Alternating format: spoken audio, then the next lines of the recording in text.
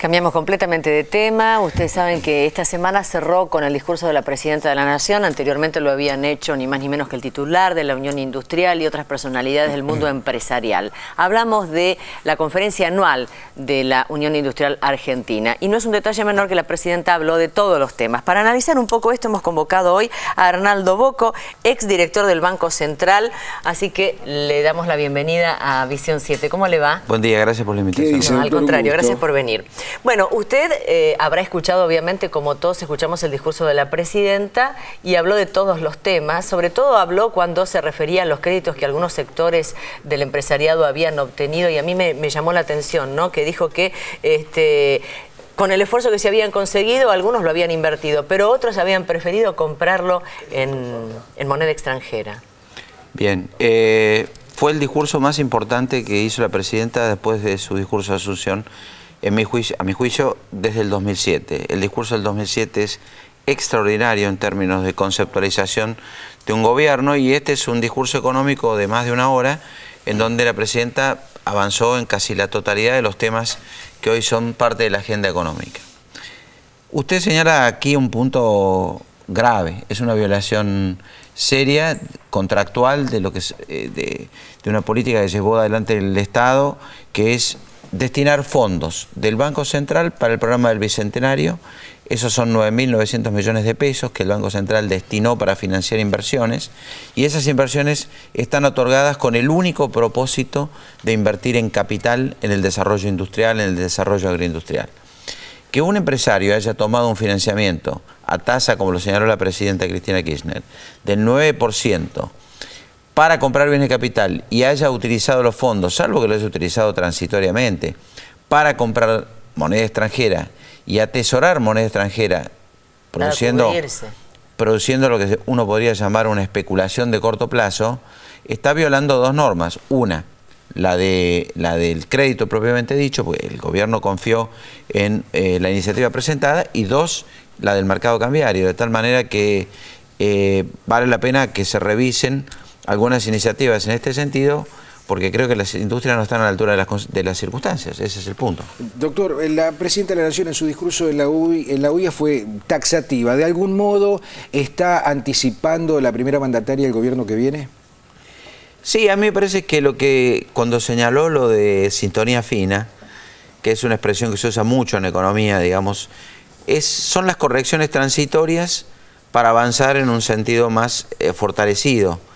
Yo lo que creo que ella por primera vez con mucha valentía planteó un tema que la oposición y muchos sectores económicos y del poder que no se animan ante el 54% del respaldo electoral de la Presidenta a sostener es decir, bueno, hablemos de inflación, sentemos sobre la mesa a los distintos interesados y juguemos cartas que todo el mundo pueda jugar limpiamente en el tema de inflación. La inflación es un problema, hay que atenderlo y eso es lo que ella sinceramente dijo. Me parece muy auspicioso que introduzca en la agenda este punto porque va a ser un tema importante para todas las políticas que va a tener que seguir el gobierno en materia monetaria, financiera, cambiaria, productiva de aquí en adelante. Nosotros estamos a salvaguarda de lo que está pasando en el mundo. Claro. Si ustedes miran las noticias no de estos días, de hoy a la mañana. Alemania no pudo colocar deuda ayer, que se supone que es una de las 5 potencias más importantes del mundo. No la colocó porque no tuvo compradores. La tasa de interés en toda Europa está preanunciando un colapso.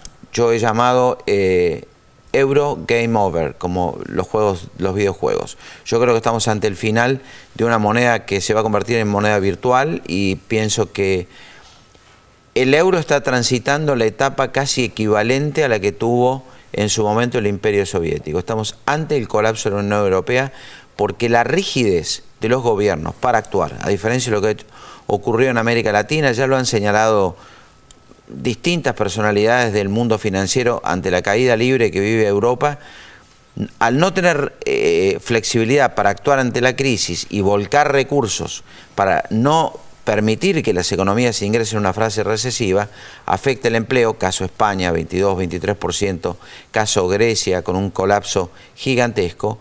No son países que se van a quedar parados, tienen sindicatos fuertes de tradiciones 70, 80 años de lucha, tienen posiciones empresariales, digamos, lastimadas ante la crisis y bueno, evidentemente estamos ante un mundo de fuertes cambios. La Argentina tiene una gran oportunidad. Y sin una moneda fuerte, ¿cuál será el destino de la eurozona?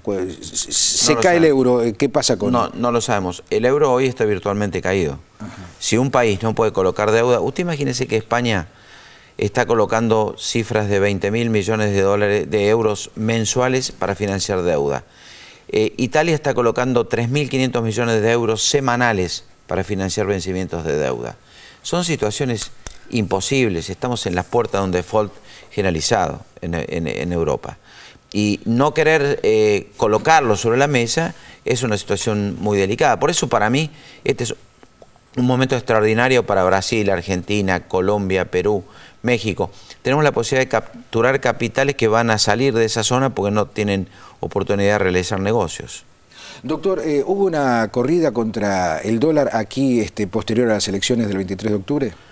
Hubo previo y posterior una posición de especuladores que siempre cuando hacen estos movimientos en las elecciones son movimientos para ganar mucho dinero y hubo un intento de generar la idea de que el dólar estaba retrasado e iba a venir una devaluación importante y se lanzó amplios sectores de la clase media y de sectores empresarios a la tenencia y a la compra de moneda extranjera.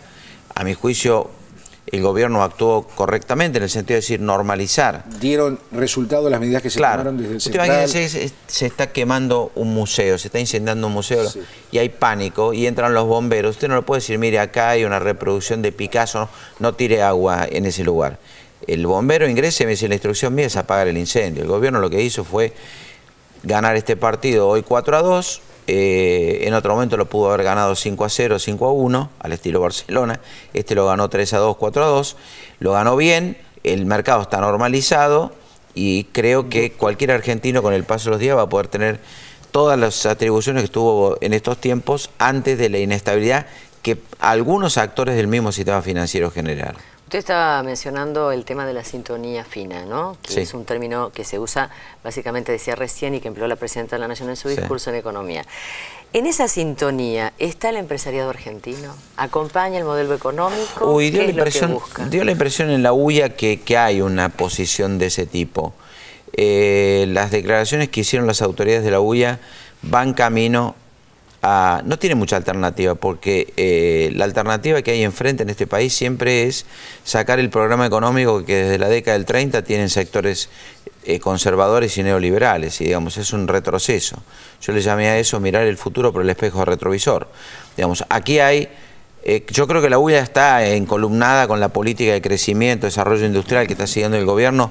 El programa del gobierno en materia industrial con el programa 2020 es un programa muy interesante y de tal manera que me parece que no tiene otra alternativa. Tal vez la sintonía fina incluya determinada clase de correcciones y otros estímulos que el gobierno va a poner en marcha después del 10 de diciembre. A propósito de correcciones, como usted indicaba, ¿la quita de subsidios está en esa dirección? Sí.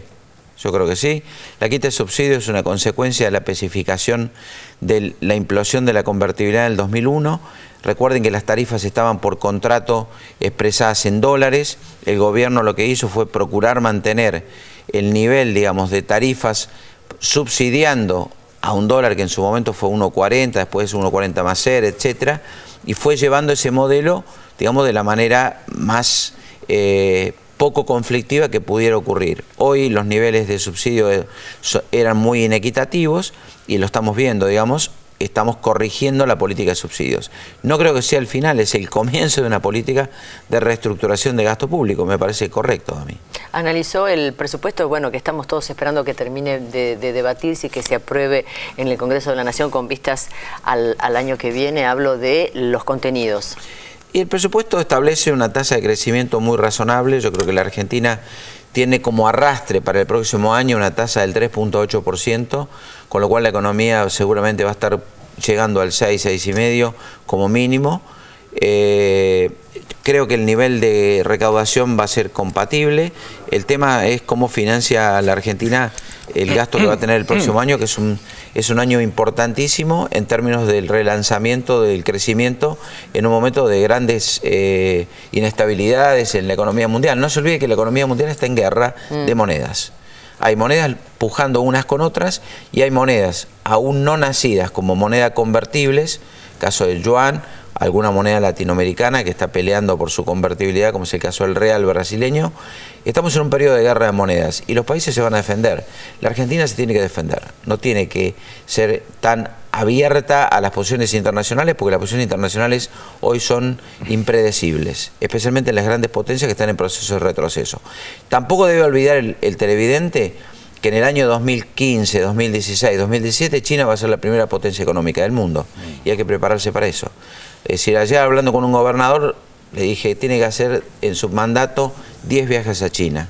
China va a comprar a la Argentina todos los alimentos que vienen de la manera que se puedan exportar. Va a comprar tecnología de la manera que la Argentina pueda exportar tecnología en alimentos. Va a comprar lo que sea necesario, porque son países que van a crecer a tasas muy altas, tanto como la India y todo Asia, que es el motor de la economía mundial, junto con América Latina. Doctor Bocco, un gusto y bueno, Muchas lo convocamos gracias. para la próxima. Sí, con todo gusto. Vamos a seguir analizando este tema. Gracias por la invitación. No, al contrario. Muy buen día. Arnaldo Bocco en los estudios de la televisión pública. Así estuvimos hablando con el exdirector del Banco Central.